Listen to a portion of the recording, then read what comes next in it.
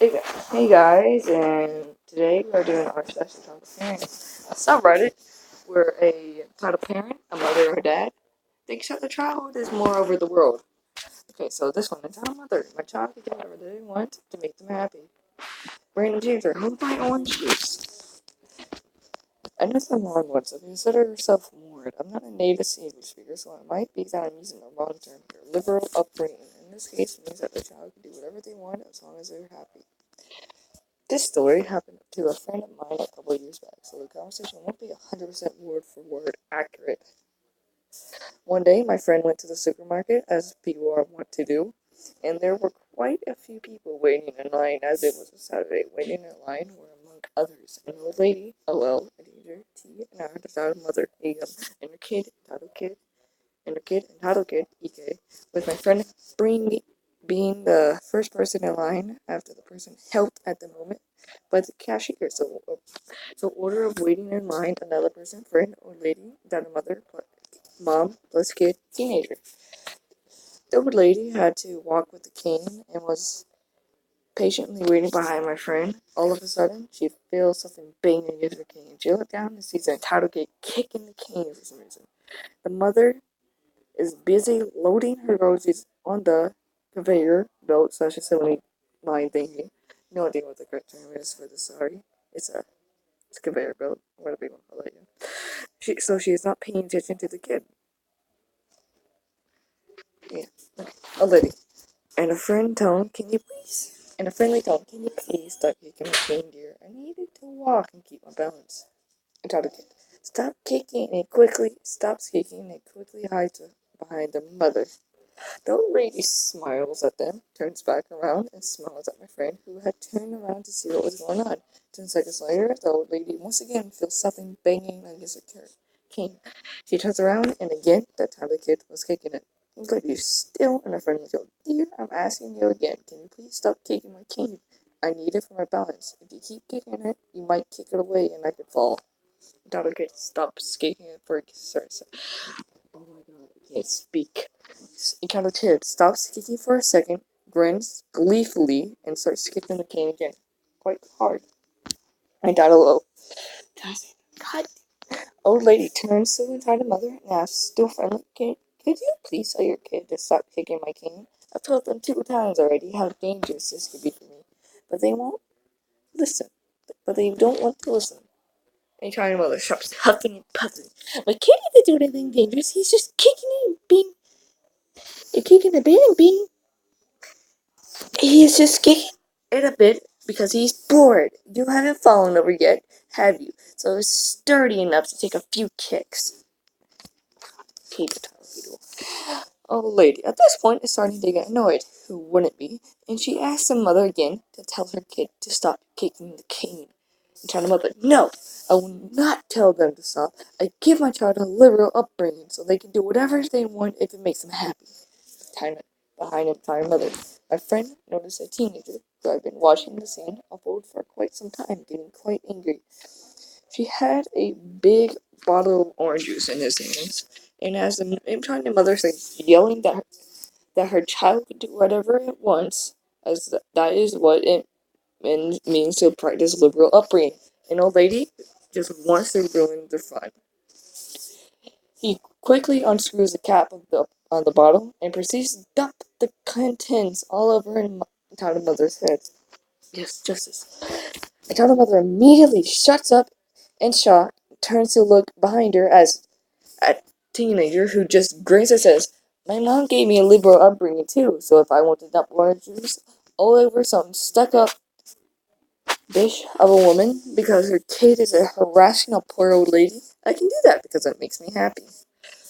My friend immediately starts laughing, prompting all over the other people in line to start laughing as well, except for Tana Mother, of course. I don't know if Tana Mother ever pressed charges or something like that. It is a good idea to dump orange juice all over somebody's head like that. Probably not, but I can't deny having felt like doing something similar a couple of times, and man, how I wish had been this there to see this play out next year.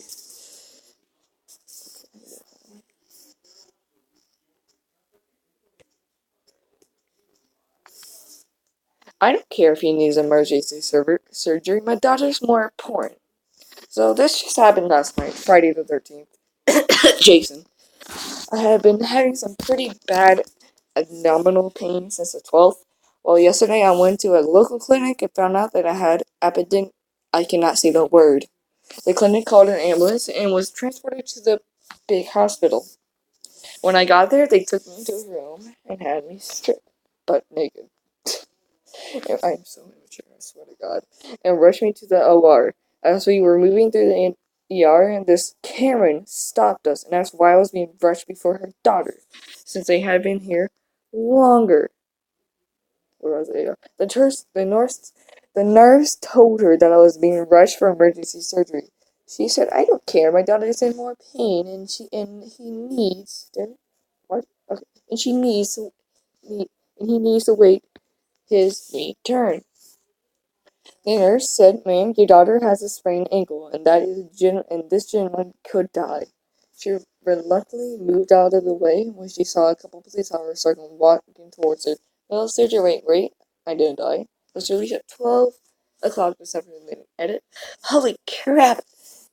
Didn't expect this to blow up like that. Thanks. All for the well wishes.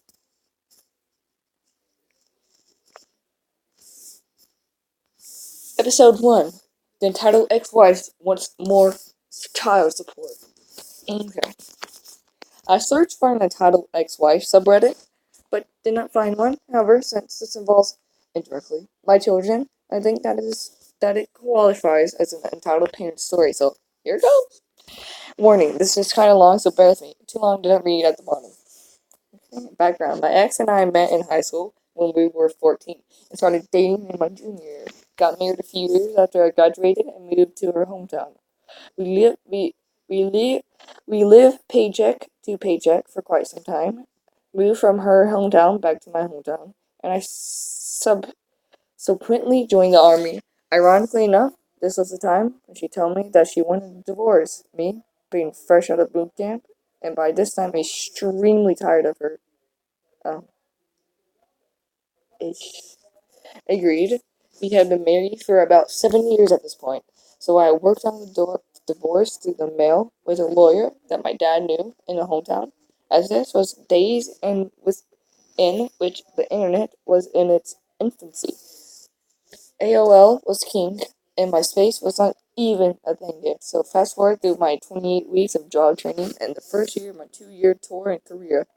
I extended for an additional year. I had gone for a field of training exercises, FTX, which was basically army camping for 2 weeks, which was, yeah, got it already. Prior to leaving, I had sent my ex-wife an email letting her know that no, not to expect any communications, as call services were spotty. We were going, and there was no internet. After the FTX was complete, we jumped over to Kushon, AB for a missile shoot. The Air Force had just built a new BX base exchange military version of Walmart.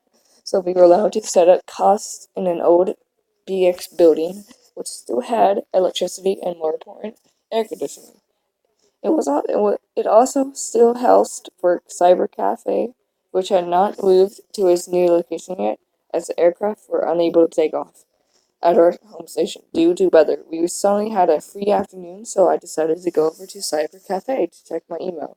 The first thing I see this email from the ex demanding that I call her immediately. Of course, the first thing that I think is that something is wrong with the kids. We had two, a boy and a girl. So I pull out my cell phone and, my calling card, super cheap way to call from the US, from Korea, and make the call. Oh God. The first thing that comes out of her mouth is a tirade of, "Why haven't you called me before? It's been 2 weeks." I got a little heated and reminded her that A, I had emailed her to let her know that I would be out of touch, and B, I told her this before, as it was not the first time, and I had gone to the field, and C, she could have called my mom, and mom could have called me if it was an actual emergency. My ex my ex credit was so bad that the phone company would not authorize a long distance or international calling plan for a line. Again, this was back in the day when cell phones were still new and people still had a home phone. My stepmother had given the kids some calling cards so that so they could call their grandparents, and my ex could have used one to call my mom to get in touch with me. So we finally got down to the emergency. Her bank had closed her checking account when I asked her why. It was my problem to deal with. She said that it was still a joint account and she could not deal with it because of her anxiety.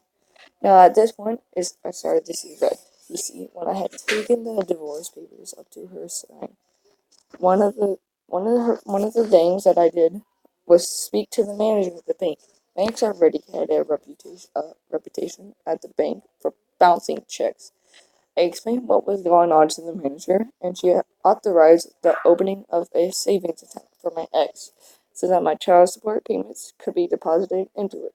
As a joint account was going to be closed, unfortunately, my ex was not at the bank with me when this conversation took place, so that they could not close the account right then and there. So I signed the papers. They witnessed it. And all my ex had to do was go to the bank, sign by her name, and all would be taken care of. My ex never got around to it. Unfortunately, at the time, I was in a hurry to get out of town, so I did not take the extra hour to take care of it then. Much to my misfortune, so I called the bank. At the time, I started composing an email to my lawyer about the situation. He was cool, and he told me to let him know if I had any further problems with her. The bank rep told me that her account had been closed because she had bounced so many checks that the account was overdrawn by $500 or so. If you don't understand what bouncing a check means, go ask your parents. This story is going to be longer than a minute long. I then asked what was going to happen to the allotment that I had to set up for child support payment. The military lets you sign up for a payment directly from your paycheck to pay certain types of bills. This is called an allotment. I cannot speak. This is so stupid. No, where was I?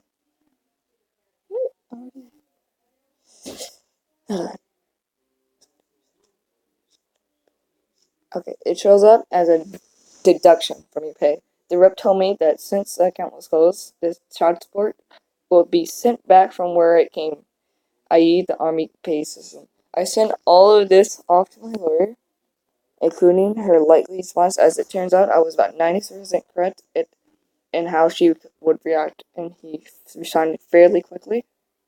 So I opened up Yahoo Messenger and told the ex what the bank said, and told her that I would give her a double payment the first of the following month. As the child support has already been deducted from my paycheck, this is what followed. X. Well, that is just unacceptable. You need to pay me child support now, me proud. You didn't understand. I don't have it. I have already deducted it from my paycheck, sent to your account, and then sent back to the Army pay system. I won't see it until the next month. X. Well, that is not my problem. I need the money. You are required by law to pay me. Having received a reply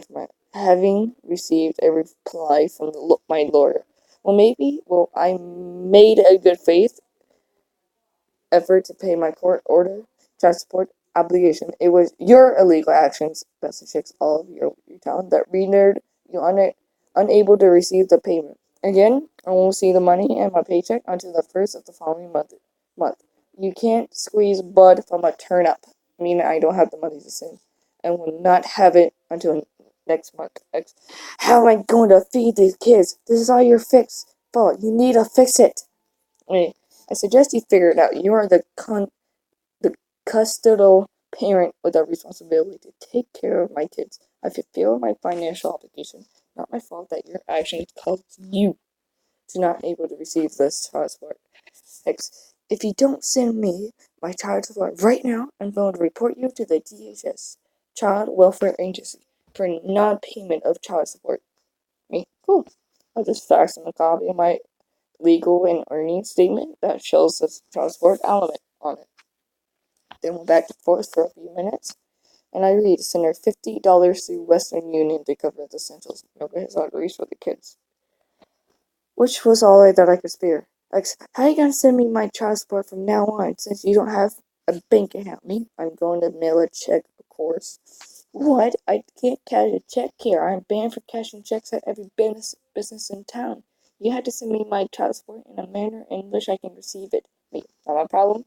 A personal check is a legal form of child support payment in the U.S., so X. I'll just not catch the check and I'll just not catch the check and report you to the Child Welfare Agency for non-payment. I mean, cool. I'll just send it registered mail, signature, record, no problem. X. Can you just Western Union it? What, every month? Sure, I can do that. If you want me to pay the money transfer fees. X. What? No, I shouldn't have to pay to receive my child support. I mean, well, I should not have to pay to send it. Yet, here we are.